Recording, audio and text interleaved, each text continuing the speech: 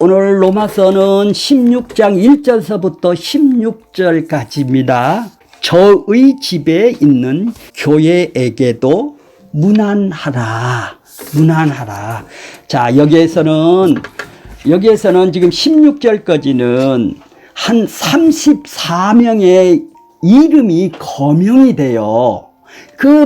문안하라라는 것은 전부 다 인사 좀 니들이 드려라. 이분이 신실한 사람이다. 이렇게 로마 성도들이 문안해야 될 사람들이 24명이 있습니다.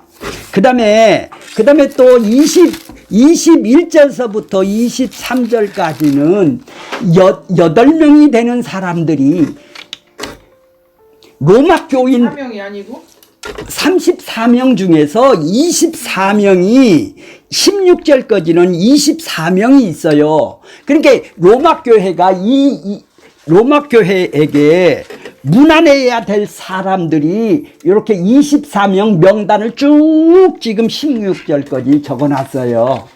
그 다음에 21절서부터 23절까지는 로마 교회에 이 인사를, 문안을 할 사람들 8명을 거기다 적어놨어요. 그러니까 오늘은 로마 교회가 문안해야 될 24명을 한번 16절까지 보게 될 것입니다. 자, 한번 1절 한번 읽어볼까요? 1절 제가 읽겠습니다. 내가 겐그리아 교회의 일꾼인 겐그리아 교회가 있는가 보죠. 겐그리아 교회는 바로 아가야 지역이 있는, 바로 아가야 지역의 항구 도시에 있는 고린도 교회 밑에 있는 조만한 교회입니다. 여기는 겐그리아 항구가 있어서 모든 사람들이 배로 와서 이 고린도로 가려면 이 겐그리아를 통과를 하게 돼요. 그러니까 몇 킬로 정도 안 된 곳에 지금 고린도가 떨어져 있어요. 고린도 교회를 크게 세웠는데 이 겐그리아 교회가 또 지교회가 또 생긴 거예요. 겐그리아 교회의 일꾼으로 있는 우리 자매라는 것은 여자죠. 여자 베베라는 여자를 너희에게 추천을 한다라는 것은 뭐예요? 추천을 한다라는 것은 내가 보증을 한다. 내가 이 사람은 이렇다고 내가 보증을 해줄게. 내가 도장을 찍는다. 이런 말을 추천을 한다고 그래요. 이제 이분을 통해서 2절 보면 너희가 주 안에서 성도들이 합당한 예절로 그를 영접하고 그를 맞이하란 말이에요. 내가 이 사람을 지금 베베를 겐그리아에 있는 일꾼인 한 집사 정도 되는 그 베베라는 여자매를 지금 보내니 니들 영접하라. 어떻게 영접하라? 성도들의 합당한 예절로 그를 영접하고 무엇이든지 그 베베가 무엇이든지 그가 소용되는 바를, 돈이면 돈, 집이면 집, 그가 소용되는 바를 도와 좀 줘라. 이는 그가 여러 사람과 나의 보호자 되었습니다.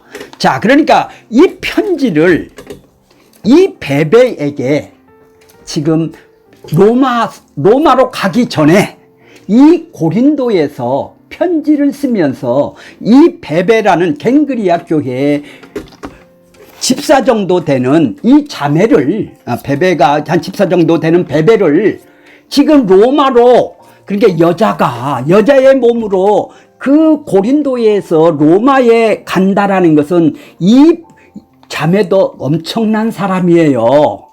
근데 로마 교회를 지금 간다니까. 가는 편에 이 베베를 통해서 이 로마서를 지금 써서 그에게 붙여서 지금 영접하라. 그의 소요되는 소용되는 것들을 그에게 섬겨줘라. 합당한 예절로 그를 반겨줘라. 내가 이렇게 추천을 한다. 그러니까 이 고린도에서 이 편지를 써서 이 베베를 통해서 로마 교회에 지금 편지를 붙이고 있는 거예요. 이해가 가셨는지요? 네. 자, 그런데 자, 그러면 원고를 잠깐 보면서 볼까요? 원고를 좀 보세요. 자, 본장은 16장에는 34명의 이름이 열거되어 있습니다. 분쟁을 일으키는 이단의 유혹을 조심하라는 말씀이 17절서부터 20절까지가 있어요. 17절서부터 20절까지는 이 분쟁을 일으키는 미혹하는 사람들을 떠나라. 이제 그거는 다음 주에 배우겠습니다. 그 다음에 바울이 그리스도 복음을 전하게 된 그 그리스도의 계시, 비밀의 계시를 25절서부터 26절까지 이렇게 쓰고 있어요. 그 다음에 이제 축도와 성령이 27절을 쓰고 있어요. 이거는 전부 인사를 주고받는, 무난하라, 주고받는 이름이 이렇게 열거가 되어 있어요. 그 본장에 거론된 34명 중 26명은 16절까지 로마 교회가 문안 좀 해라, 이런 사람에게 문안 좀 하라고 그 16명을 소개를 해요. 그 다음에 8명은 로마 교회에게 문안을 드리는 사람의 이름의 명단을 아까도 조금 전에 얘기를 했듯이 21절서부터 23절까지 이렇게 써 있어요. 자, 1절서부터 16절 로마 교회가 문안해야 될 사람을 이 편지를 전달하는 베베, 바울의 동역자인 브리스길라와 아굴라, 아시아의 첫 회심자 에벳네도, 바울이 전한 친척 안드로니고와 유니아, 바울이 사랑하는 암볼리아, 이렇게 쭉 24명의 명단이 16절까지 써 있고 21절서부터 23절까지는 로마 교회가 문안해야 될 바울의 동역자들이 써 있어요. 바울의 동역자들이 21절서부터 23절까지 디모데, 바울이 친척인 누기오, 야손, 소시바더, 이 편지를 대피를 하고 있는 더디오, 바울 일행에게 숙직을 제공하는 가이오, 고린도의 재무관 에라스도와 그의 형제 구아도도 있습니다. 언뜻 보면 이름만 열거되어 있는 본장이 성경 가운데 제일 불필요한 것처럼 보이지만 바울에 대적하는 사람들도 많았지만 그에게는 그리스도 안에서 친구가 많았습니다. 그만큼 전도를 많이 했다라는 뜻이죠. 바울은 위대한 전도자지만 그 무엇보다도 인간관계를 소중히 여겼습니다. 그 이름 하나하나에는 그의 강인한 신앙으로 설명될 수 없는 인간미와 따뜻한 정이 흠뻑 배어 나오고 있습니다. 성도 상호 간에 애정이 결핍되면 사랑의 공동체는 존재할 수가 없습니다. 그러므로 소중하지 않는 것 같은 이 부분이 어쩌면 우리에게 가장 로마서를 끝나면서도 가장 소중한 부분이 될 것입니다. 자, 1절 보겠습니다. 내가 갱그리아 교회의 일꾼으로 있는 우리 자매 베베를 너희에게 천거하노니.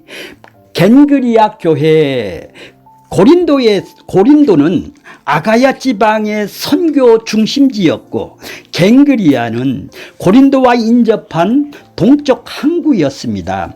고린도 교회에 대해서는 잘 알려지지만 갱그리아 교회에 대해서는 전혀 알려진 바가 없습니다. 바울은 2차 전도 여행에서 고린도 지역을 마치고 사역을 마치고 수리아로 떠나기에 앞서 전에 서약한 일로 갱그리아에 가서 머리를 깎았다. 사도행전에 나오죠. 그 얘기를 한번 사도행전 때 배우셨죠? 머리를 깎았습니다. 바울은 갱그리아 항구에서 배를 타고 맞은편에 있는 에베소에 도착했습니다.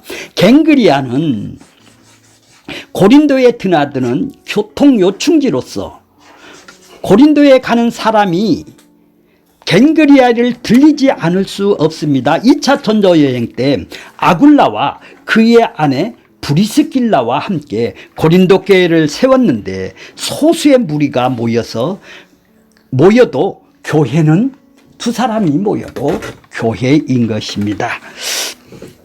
자, 우리 자매 베베를 너희에게 천거하노니, 베베를 갱그리아 일꾼으로, 일꾼이라는 것은 동역자, 섬기는 자, 갱그리아 교회의 집사 같은 일을 수행하는 자로 보입니다. 당시 교회에는 여집사로 인정하지 않았으므로 일꾼이라는 말을 썼겠습니다. 집사라는 말이 없기 때문에 그냥 일꾼이라는 말로 썼어요. 베베의 직분은 집사 역할을 했던 것 같습니다. 어쨌든 바울이 우리 자매라고 할 정도로 인정을 받는 교회 일꾼이 되었다는 것은 베베의 사역이 갱그리아 교회에 아주 큰 비중을 차지하고 있었다라는 것을 증명하는 것이죠. 그리스도 안에서 은혜로 맺어진 자매를 로마 교회에 천거하는 것은 그녀를 통해서 이 편지를 전달하는 목적이 있었기 때문인 것입니다. 지금 바울은 고린도의 가이오 집에서 숙식을 하면서 이 편지를 쓰고 있어요. 어디서 썼다고요? 고린도에서 지금 편지를 쓰고 있어요. 베베가 활동적인 여성이기 때문에 로마에 갈 일이 있었다는 말을 듣고 바울은 그가 신이 많은 베베를 통해 이 편지를 전달하고 싶었던 것입니다. 그래서 추천서는 아무나 써주는 것이 아니지만 이렇게 확실히 믿는 일꾼인 이 베베를 추천을 해서 지금 편지를 보내주고 있는 거예요. 자, 2절 보겠습니다. 너희가 주 안에서 성도들의 합당한 예절로 베베를 영접하고 무엇이든지 그에게 소용되는 바를 도와줘라. 그가 필요하다면 니들이 다 도와줘라. 지금 누구한테 얘기를 하는 거예요? 로마 교인들에게, 지금 편지를 받는 로마 교인들에게 그렇게 얘기를 해요. 이는 왜 그러냐 하면은 그가 여러 사람과 나의 보호자가 되었다. 보호자가 뭐죠? 자, 주 안에서 성도를 합당한 예절로 그를 영접하라는 뜻은 베베에 대한 바울의 청거 내용은 주 안에서 성도들의 합당한 예절로 그를 영접하라고 그녀가 필요한 것을 도와주라는 것이죠. 성도들의 합당한 예절로 영접한다라는 것은 성도의 신분에 맞게, 신분에 어울리게 대접을 해줘라는 얘기죠. 주 안에서 성도는 영접한다라는 것은 극진히 환대를 한다라는 거예요. 이 땅에서뿐만 아니라 그것에서도 영원히 같이 살아야 될 우리들이기 때문에, 자, 합당한 예절이 뭘까요? 합당한, 적당한, 성도들에게 합당하게 영접하라. 성도들에게 맞는 인격적인 대우를 부탁할 정도라면 바울 사역에 있어서 베베는 대단히 중요한 인물이었을 것입니다. 무엇이든지 그에게 소용되는 대로 소용되는 바를 도와줘라. 베베가 로마에 가는 목적에 대해서 구체적으로 밝히지는 않았어요. 상업적인 일이 있을 수도 있고 소송 문제라고 보기도 해요. 소송 문제라고 보는 이유는 그에게 소용되는 돈이겠죠. 그가 도움을 필요할지 모르는 일이 있다는 뜻인데, 일이라는 것은 고린도전서 6장 1절에 보면 송사로 번역을 했어요. 일을. 그래서 여기에 송사에 걸려서 지금 거기에 재정이 필요한 수가 있을 수도 있다라는 얘기죠. 바울의 말은 상업적이든 소송 문제이든 무엇이든지 그녀가 필요한 것을 도와주라는 것이죠. 여자의 몸으로 초행이니 로마 교회가 돕는 것은 아주 당연하다라는 것이죠. 베베가 어떤 사람이에요? 보호자라는 거예요. 나의 보호자였다라는 얘기예요. 베베를 극진히 대접하고 도와줘야 할 이유는 그녀가 여러 사람과 또 바울과 보호자가 되었기 때문에 그런 것이에요. 베베는 바울의 극진한 후원자로서 여러 가지 면에서 도와주었을 것으로 보입니다. 바울의 일이라면 앞장서서 변호도 하고 물질적인 도움을 주고 바울이 일행뿐만 아니라 여러 사람의 권익을 보호하는 열렬한 헌신자였던 것은 분명하여요. 바울이 이런 사람을 지금 추천을 하고 있는 거예요. 자, 3절 보세요. 너희가 그리스도 안에서 나의 동역자인, 그리스도 안에서 나의 동역이라고 하는 것은 무엇은 뜻일까요? 동역자. 나의 동역자다. 같은 일을 하고 있다는 말이죠. 동역이라는 것은 같은 일을 하고 있다. 같은 동역자인 누구? 브리스길라와 아굴라에게 문안하라. 자, 이제 여기서부터 보세요. 예수 그리스도 안에서 동그라미를 치세요. 문안하라 동그라미를 치세요. 이제 16절까지는 그리스도 안에서 문안하라. 그리스도 안에서 문안하라. 매 절마다 그리스도 안에서 문안하라가 계속 써 있어요. 그리스도 안이 뭐죠? 조금 전에 설명을 해드렸죠. 거한다, 같이 산다. 그러니까 그리스도 밖에 있는 사람이 아니다. 그리스도 안에 있으려면 어떤 사람이다고요? 죽었다가 살아난 사람이다. 하나님이 살려준 사람이다. 구원받은 사람이다. 그래서 그 사람이 천국이 그 마음 안에 임한 사람이다. 그래서 그리스도가 연합시켜서 그를 천국이 임했으니까 이분은 그리스도가 주인으로 그와 함께 사는 사람이다. 이런 얘기예요. 이제 내가 사는 것이 아니라 내 안에 누가 산다고요? 그리스도와 연합이 된 사람은 순간순간 자기의 삶이 누구라고? 예수가 주인입니다. 예수가 주인입니다. 금방 자기가 주인이 됐다도 하나님 내가 또 주인 행세를 했네요 하고 얼른 주인을 바꾸는 사람이 예수 믿는 사람이에요. 그리스도 안에 있는 사람이란 얘기죠. 자, 나의 동역자인 문안하라. 그러니까 그리스도 밖에 있는 사람을 문안하라는 게 아니죠. 그리스도 안에 있는 사람이 어떤 사람인가요? 한 몸의 지체가 된 사람이에요. 이걸 보고 교회라는 얘기죠.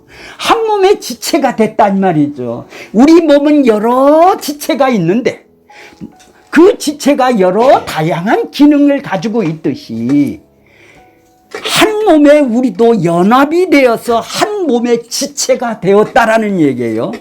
그리스도가 머리가 되고 우리가 한 몸의 지체가 되었던 사람을 보고 그리스도하고 연합이 된 사람이 이제는 성도들하고 연합이 되어 한 지체가 된 사람이네요.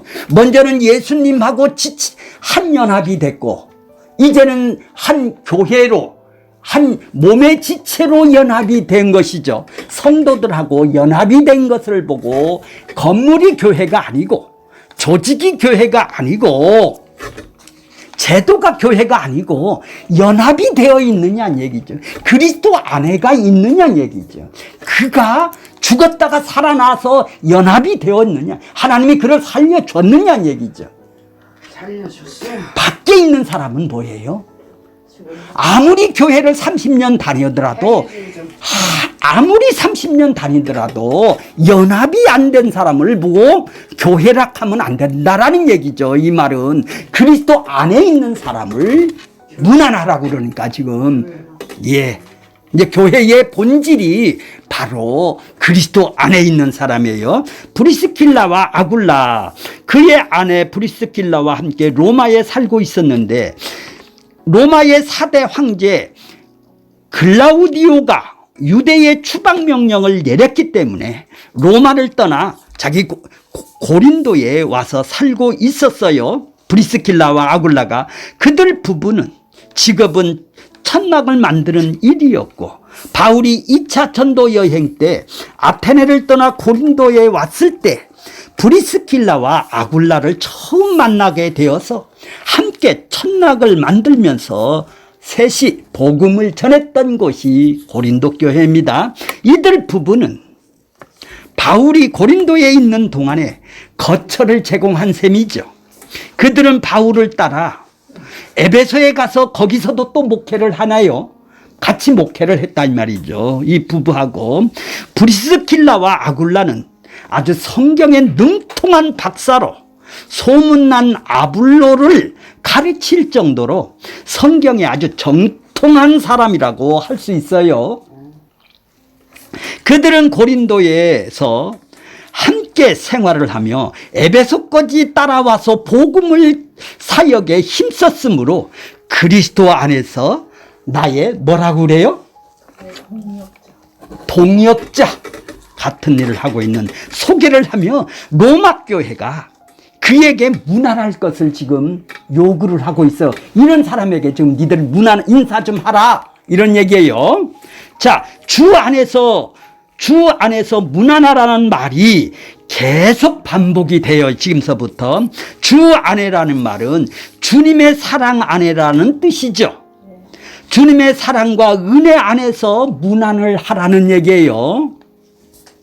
자, 이제 4절 볼게요. 저희는 내 목숨을 위하여 뭐를 내놨다고요? 자기의 무. 참, 아니 바울이 얼마나 위태로웠으면 목숨이 지금 끊어질 지경인데 이 자기 목도 내놓을 사람이 있네요.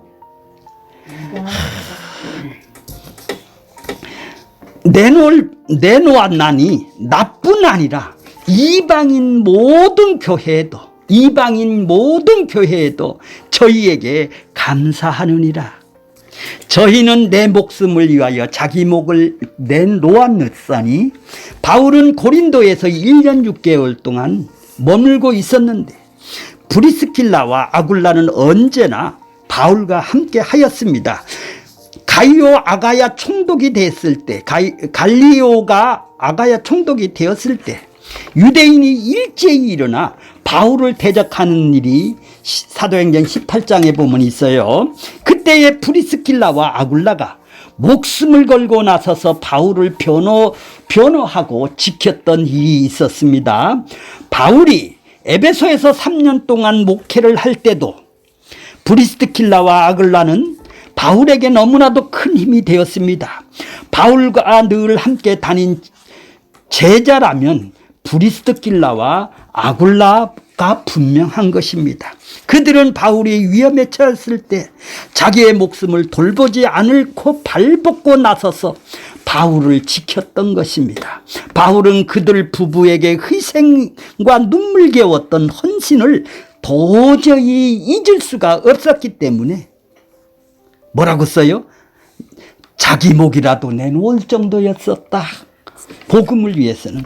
자, 그는 지난날을 회상하면서 그들이 자기 생명을 지키기 위해 그들의 목을 내놓았다고 지금 편지를 쓸 정도로 그들에게 감사를 표시를 하라는 얘기죠.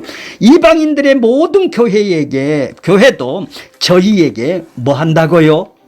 감사를 한다. 고린도 전도와 에베소 목회를 성공할 수 있었던 것은 성경에 정통한 브리스킬라와 아굴라가 있었기 때문입니다. 그들의 헌신과 충성은 너무나도 유명하며 모든 교회가 알 정도입니다.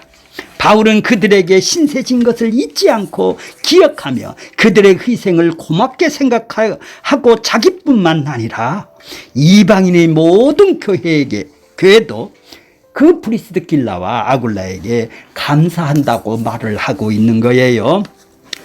자, 이제 5절 보겠습니다. 또 저희 집에 있는 교회에게 문안하노니, 지금 브리스킬라와 아굴라가 어디 가 있어요?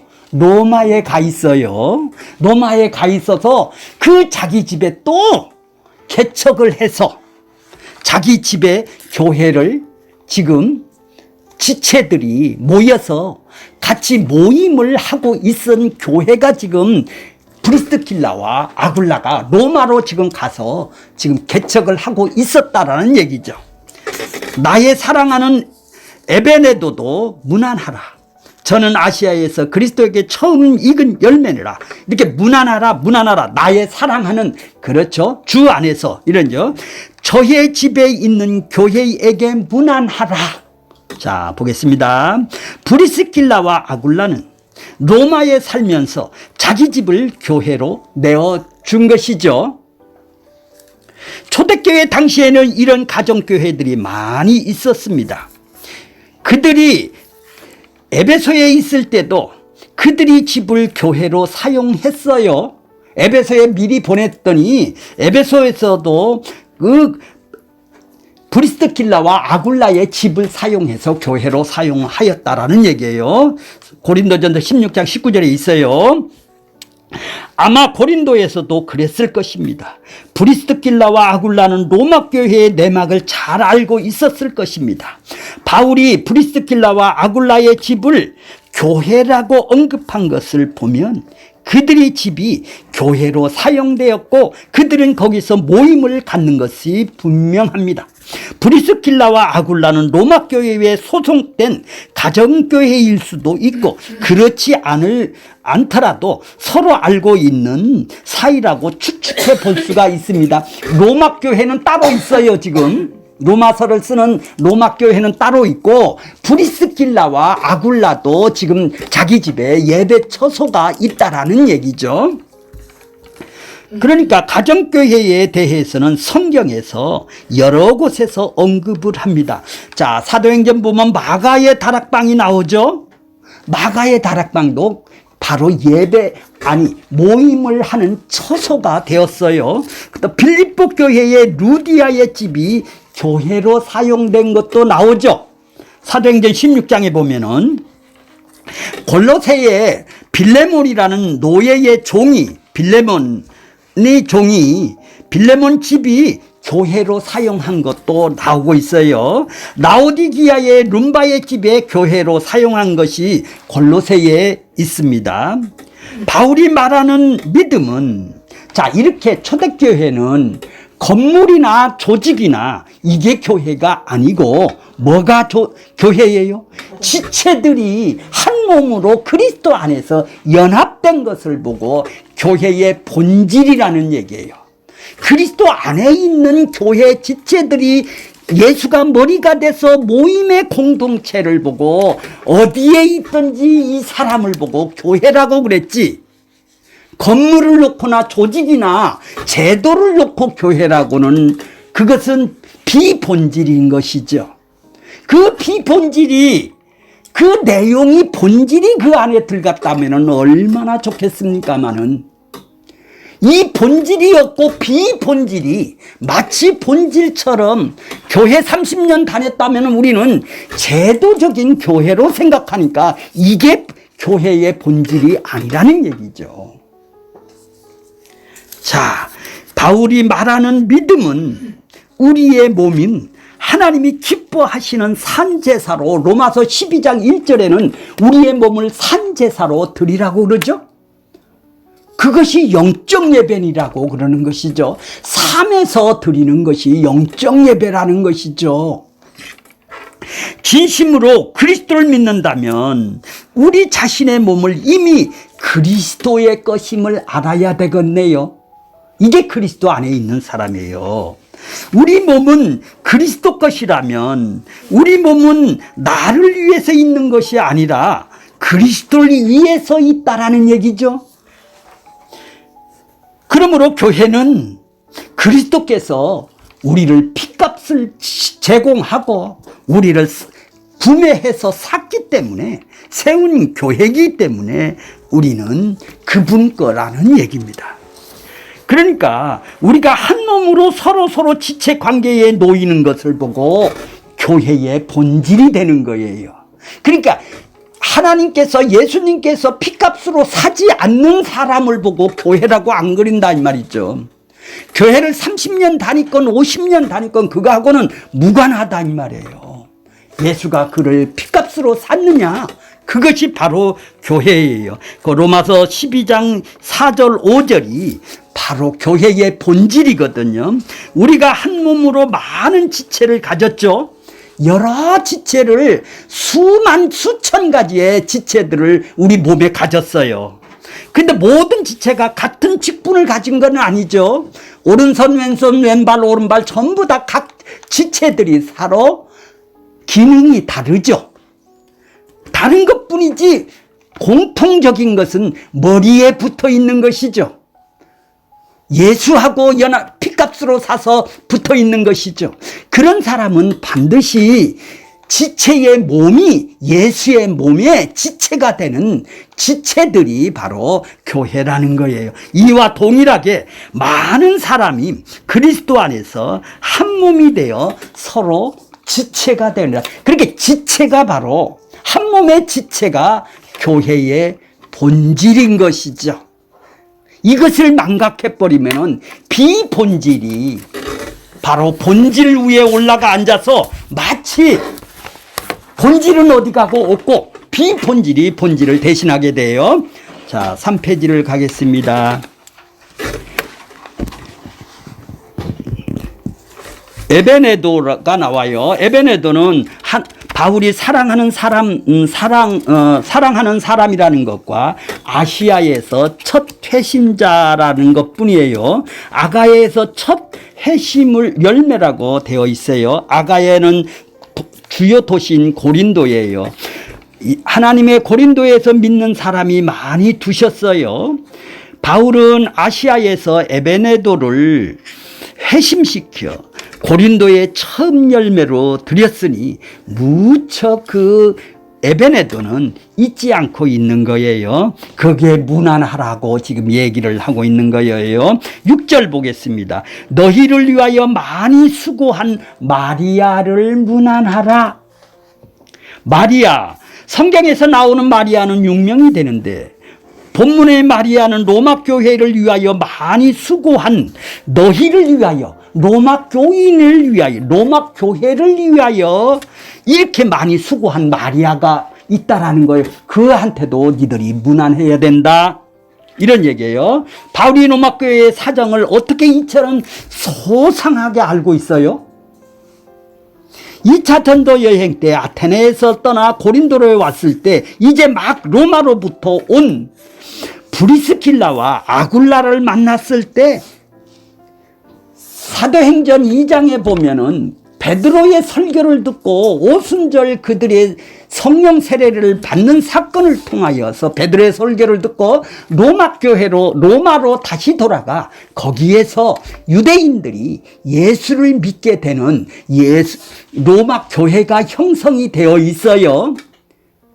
그때 그 후에 브리스킬라와 아굴라가 로마의 칙령에 의해서 떠나서 지금 어디 와 있어요? 고린도에 와서 이 마리아라는 사람에 대해서 그분이 마리아가 얼마나 그 로마 교회를 위하여 많이 수고했는지를 알려줬기 때문에 바울이 이 마리아 얼굴도 안 본 이 마리아에게 니들 문안하라 이렇게 편지를 쓰게 되는 거예요. 7절 보겠습니다. 내 친척이요 나와 함께 갇혔던 누구요? 안드로니고와 유니아에게 뭐라고요? 문안하라. 저희는 사도에게 유명하게 여김을 받고 또한 나보다 먼저 그리스도 안에 있는 나보다 먼저 회심을 했다 이런 얘기예요. 다른 사도들에게 어떻게 여긴다고? 사도에게 유명히 여김을 받았다. 나의 친척이다. 나의 친척이다. 또 뭐라고 그러죠? 나와 함께 같이 징역 살았다. 같이 감옥 들어갔다. 갇혀 있었다. 이런 얘기예요. 안드로니고와 유니아가 바로 이렇게 바울의 친척인데 이제 나보다 먼저 회심을 하고 그 사도들이 그를 얼마나 아꼈는지 유명히 여김을 받았다라는 얘기죠. 브리스킬라와 아굴라처럼 안드리고와 유니아는 부부일 가능성이 높아요.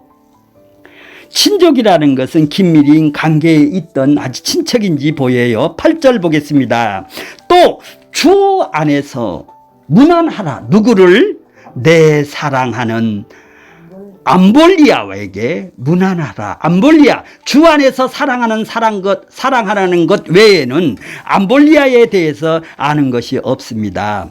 바울이 주 안에서 사랑한 암볼리아의 신분에 대해서는 정확히 밝혀진 것은 없지만 그의 이름이 로마 노예의 흔한 이름이라는 것 때문에 그가 노예였을 가능성으로 추측을 합니다. 암볼리아는 그 신분이 어떻든 간에 주 안에서 사랑하고 잘 섬겼던 사람이면은 틀림이 없습니다. 바울과 개인적인 친분을 가졌을 뿐만 아니라 바울이 아끼고 사랑하는 성도였던 것 같습니다. 9절 보겠습니다. 그리스도 안에서 우리의 동역자 같은 일을 하고 있죠. 우르바노와 나의 사랑하는 스다구에게 문하라라. 우르바노와 스다구는 그의 라틴어 이름으로 원래 로마이었음을 암시를 하고 있어요. 동역자로 소개를 하고 우르바노는 역시 로마 노예의 흔한 이름이에요. 우르바노는 바울이 복음 사역을 도왔을 뿐만 아니라 주의 일을 하는 다른 사람을 도와주었던 것 같습니다. 스다구는 헬라 이름이고 바울이 사랑을 받았기 것 외에는 알려진 것이 없습니다. 10절 보겠습니다. 그리스도 안에서 인정함을 받았대. 무슨 시험이 있었는데 인정함을 받은 아벨라에게 문안하라.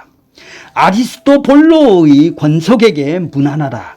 자, 아벨라는 뭐예요? 아벨레는 그 그리스도 안에서 인정함을 받은 사람으로 소개를 하고 있어요. 인정함을 받는다라는 것은 무슨 검사에서 합격한 사람, 존경을 받을 만한 사람, 그에게 주어졌던 연단과 시련을 잘 견디어 참아냄으로써 그리스도 안에서 신실한 일꾼으로 인정함을 받았다라는 얘기예요.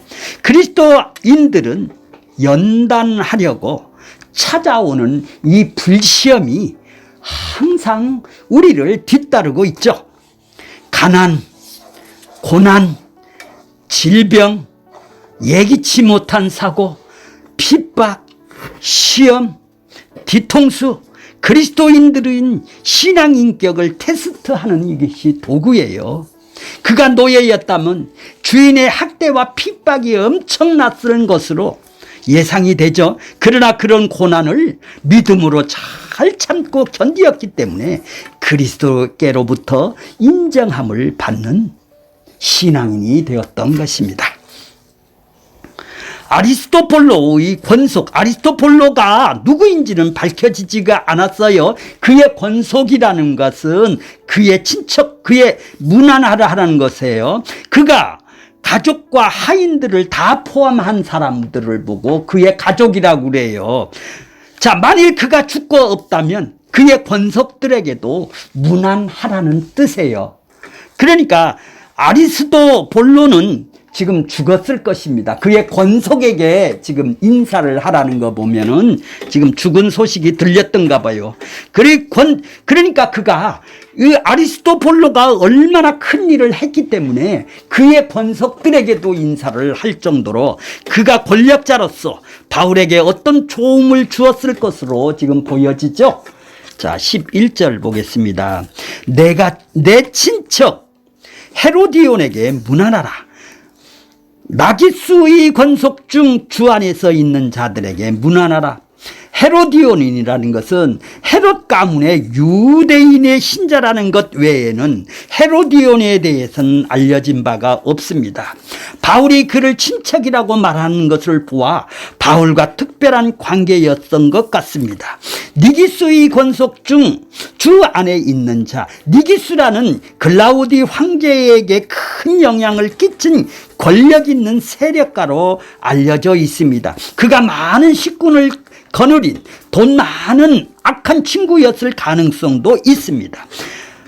아리스토볼로와 마찬가지로 내로 즉위 후 얼마 되지 않아 죽었을 것으로 지금 보입니다. 그가 죽었을지라도 그의 권속들은 지금 남아 있다라는 얘기죠. 바울은 그 권속 중에 믿는 자와 믿지 않는 자들을 지금 분류를 하고 있어요. 나깃수가 신자였는지 불신자였는지는 알 수 없지만 그의 가족 가운데 바울과 친분이 있는 믿는 자가 있었으면 분명하다라는 것이죠. 12절 보겠습니다. 자, 주 안에서 수고한 두르베나와 두르보사에게 문안하라. 주 안에서 많은 수고하고 사랑하는 버시에게 문안하라. 자, 두르베나와 두르보사는 그 이름으로 보아 자매간이었던 것으로 지금 보아요. 이름이 비슷하죠? 귀족 집안 자매들이 주 안에서 수고하고 있다는 것은 놀라운 일입니다. 버시라는 사람, 페르시아 사람이라는 뜻이에요. 버시는 페르시아계의 로마 시민으로 독신녀 같습니다. 그녀는 주 안에서 수고하고 사랑받는 것으로 지금 소개를 하고 있어요. 사랑하는 그녀는 온 교회에 사랑받는 사람이라고 하였습니다. 두르베나와 두르보사의 경우에는 현재 시제를 쓰고 있고 버시의 경우에는 과거 시제로 쓰는 것을 보아 두르베나와 두르보사는 바울이 이 편지를 쓸 당시에 수고하고 있었던 것으로 보이며 버시는 이들보다 과거에 먼저 수고했던 사람으로 보여요. 13절 보겠습니다. 주 안에서 택하심을 입은 루포와 그의 어머니에게 문안하라. 그의 어머니는 내 어머니라. 루포와 그의 어머니. 바울은 한 번도 가보지 않은 로마에 그와 인맥을 같이 하고 있는 사람들이 이처럼 많았습니다. 루포는 마가복음을 쓴 마가복음 15장 20절에 나오는 루포와 동일 인물로 보입니다. 그는 잠시 예수님의 십자가를 대신 진 구레네 사람 시몬의 아들이었습니다. 루포는 흔한 노예 이름이지만 바울은 그가 주 안에서 택하심을 입었다고 말하였고 루포는 로마 성도들 가운데 상당한 위치를 차지하고 있었던 것 같습니다. 바울은 루포의 어머니가 곧 자기 어머니라고 하였습니다. 구레네 시몬의 아내인 루포의 어머니 신앙에 많은 영향을 받았던 것으로 보여집니다. 로마 교회는 루포와 그의 어머니를 잊어서는 안 되는 의미에서 그에게 문안하라고 말씀을 하고 있는 거예요. 14절 보겠습니다. 아순 그리도와 블레곤과 허메와 바르로마와 허마와 저희와 함께 있는 형제들에게 문안하라. 아순그리도와 블레곤과 허메와 바르도마와 허마오는 이들이 대하여서 알려진 것이 별로 없어요. 남성으로 지금 구성된 공동체에 속한 사람인 것으로 지금 보여지죠. 이들의 이름은 함께 나열된 것을 보아 함께 모임을 같이 하는 가정교회 회원일 수도 있습니다. 이들은 누구보다도 구체적으로 밝히지는 않았지만 바울은 그들이 그리스도 안에 있는 형제임이면 분명한 것입니다. 저희와 함께 있는 형제들, 위에 열거한 사람들은 어느 단체의 지도급에 속한 사람들이었고 또 그들과 함께 있는 형제들도 있었음을 알 수 있습니다. 저희와 함께 있는 형제들이 가정교회의 회원일지도 모릅니다. 바울은 어떻게 이들과도 친분을 갖게 되었는지는 우리가 알 수 없지만 이들에 속한 단체와 그들 중 몇몇 사람의 이름을 기억하고 있는 것으로 있었다라는 것은 그리스도 안에서 광범위한 인간관계를 형성하고 있었다라는 증거인 것입니다. 자, 15절 보겠습니다. 비롤로고와 율리아와 네레오와 그의 자매 올름바와 저희와 함께 있는 모든 성도에게 문안하라. 자, 빌롱로고와 율리아는 부부였던 것으로 보이고 율리아는 여성으로 보여요. 네로는 남자이며 그는 여형제와 함께 이 단체에 소속이 되어 있었습니다. 14절처럼 여기 언급된 5사람이 어떤 생활 공동체나 가족 공동체나 가정교회를 대표한 것이라고 추측해 볼 수가 있습니다. 저희와 함께 있는 모든 성도, 14절에서 나오는 공동체보다 본절에 나오는 공동체가 가정교회라는 인상을 더 짙게 풍기고 있습니다. 14절의 공동체는 나온 공동체는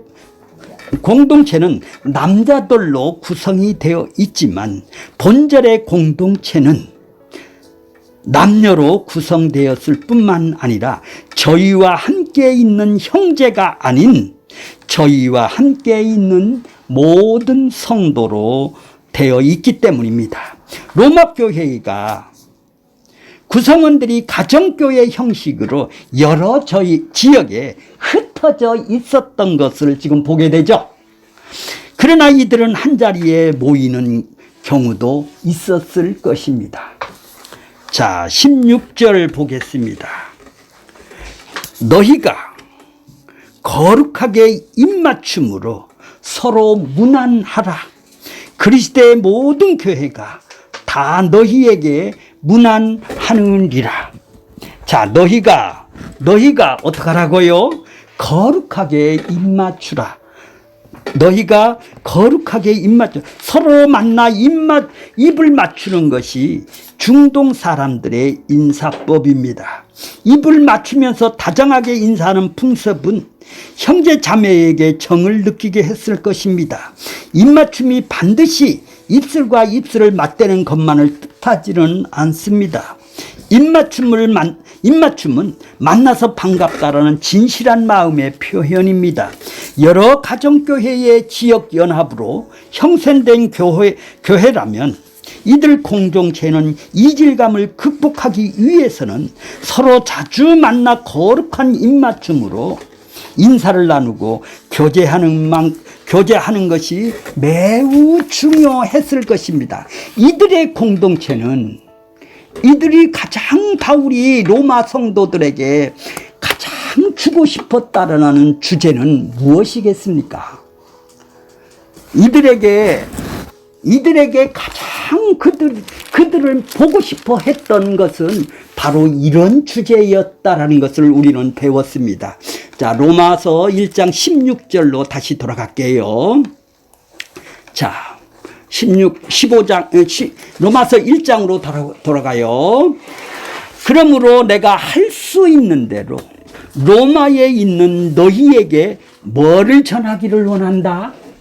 복음을 전하기를 원한다. 나 이거 원한다. 바울의 소원은 원한다. 그래, 복음이 뭐냐 도대체? 복음이 도대체 뭔데 그렇게 그 바울의 인생을, 송두리째 일생을 그를 사로잡았습니까? 16절 보겠습니다. 내가 복음을 어떻게 한다고요? 부끄러워하지 않는, 아주 목숨을 간다. 이것 때문에 나는 인생을 살아가는 사람이야. 어제도 이것 때문에 살고 오늘도 이것 때문에 살고, 나는 이 목숨이 붙어있는 한 난 이것 때문에 인생을 살아가는 사람이야. 이걸 보고 나는 뭐라 그래요? 부끄럽지 않다. 반어법을 써서 나는 가장 내 마음 안에 가장 소원하는 것은 이거 하나 이루기 위해서 난 인생을 산다라는 것이에요. 그러면 그 복음이 뭔데? 그 복음이 무엇이냐? 자, 왜냐하면은 내가 왜 이렇게 인생을 걸 수밖에 없는 이 복음이 뭔데? 왜냐하면은 이 복음은 모든 믿는 자에게 뭐를 주신다? 구원을 주신다는 거예요. 구원을 주신다는 거예요. 구원을 나한테 제공을 해 주신다 이 말이에요. 생명을 나한테 제공을 해 주신다라는 얘기예요. 내가 노력해서 얻는 것이 아니라 내 행위로 교회 다니면서 그 구원을 얻는 것이 아니라 그분이 나한테 제공하고 주시고 은혜로 나는 받는 구원을 나는 받기 때문에 구원을 받았기 때문에 목숨을 걸 수밖에 없다라는 얘기죠. 그러니까 우리가 인간의 행위로는 인간의 노력으로는 구원을 받을 수가 없다라는 것이 전제가 되네요. 주시는 거니까 예수 그리스도를 통해서 십자가의 대속과 의롭다함을 통해서 그 의가 하나님의 나라가 이 땅에 임하게 했을 뿐만 아니라 그 의를 통해서 하나님하고 화해되어 이 땅에 그리스도 나라가 형성이 되기 때문에 하나님의 자녀가 되는 길은 의를 받는 사건밖에 없다라는 것이죠. 인간의 노력으로는 인간의 행위로는 의가 나올 수가 없기 때문에 예수가 이 땅에 보내주신 그 사랑이 자기를 사로잡아 인생을 송두리째 복음에 바치게 만들었던 것입니다. 이것을 거저주기 때문에 은혜로 받기 때문에 기쁜 소식이 되는 것이죠. 바로 이렇게 택한 자에게는 믿음을 선물로 주셔서 어떤 누구든지 우리가 조금 16장에서 봤듯이 신분이 고하간에 높고 낮은 노예건 어느 곳이건 그분이 택한 백성에게는 선물로 믿음을 주셔서 믿음으로 얻는 것이기 때문에 행위로 얻는 것이 아니기 때문에 기쁜 소식이 되는 것이죠. 그래서 바로 은혜로 얻는 소식이기 때문에 그는 목숨을 걸었던 것이에요. 이 주시는 것이 누구의 능력이라고요? 하나님의 능력. 하나님의 능력이죠. 인간의 능력이 아니에요. 목사의 능력이 아니에요. 누구의 능력이 아니라는 얘기예요. 하나님만 할 수 있다라는 것이에요. 내가 할 수 있는 일이 아니라는 거예요. 그러니까 구원은 내 소관이 아니라 주님의 소관이라는 얘기죠. 그 주시는 분의 소관이기 때문에 그런 거예요. 이것을 확실히 아는 사람들이 바로 주 안에 있는 사람들이고 지체들이 모여서 그들이 교회를 형성했던 것입니다. 이런 자들에게 주 안에 있는 자고 편지를 쓰라는 것입니다. 하나님만 할 수가 있는 것을 타락이 되면 어떻게 되죠? 인간도 할 수 있다고 자기가 나서서 11조 내고 열심히 교회 봉사를 해서 구원을 얻으려는 행위주의자, 율법주의자들이 지금 판을 치고 있는 이 세상이라는 얘기죠. 이건 타락했을 때 일어나는 일입니다. 그분이 주시는 것에 그분이 능력인데 자기 능력이라고 자기가 할 수 있다고 자랑만 할 수밖에 없는 이 세대라는 얘기죠. 바로 이들은 하나님의 은혜를 아는 자들입니다. 이 오늘 24명은 여기에 로마서 16장 24명들은 모두 다 그리스도 안에 있는 자요 문안을 받아야 될 그리스도 안에 있는 자들이라는 얘기예요. 이들만이 교회고 이들만이 하나님께 목숨을 건 사람들이 많았다라는 얘기예요. 그러니까 브리스킬라와 아굴라도 저희가 자기 목숨을 내 목숨을 위하여 내놓았다는 정도로 그들은 이렇게 복음을 위해서 일생을 살았다라는 것이죠. 바로 구원을 주시는 하나님의 능력을 경험한 사람은 자기를 이렇게 헛되이 살지를 않고 오로지 그분을 위해서 살아갔던 것입니다.